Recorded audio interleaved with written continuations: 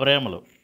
రీసెంట్‌గా మలయాళంలో super hit అయిన 'ప్రేమలు' అలియాస్ 'నవ్వులు' నాకు వర్కౌట్ అవ్వలేదనే చెప్పాలి.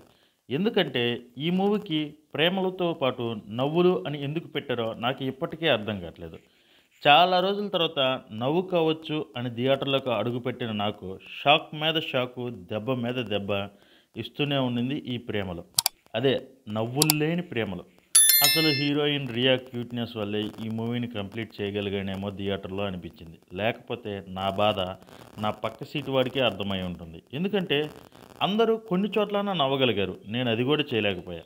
అయినా Insta and social media jokes తీసుకొని వచ్చి మూవీలో పెట్టి ఇది 'ప్రేమలు' కాదు కాదు 'నవ్వులు' అంటే ప్రేక్షకులేమైనా పువ్వులా?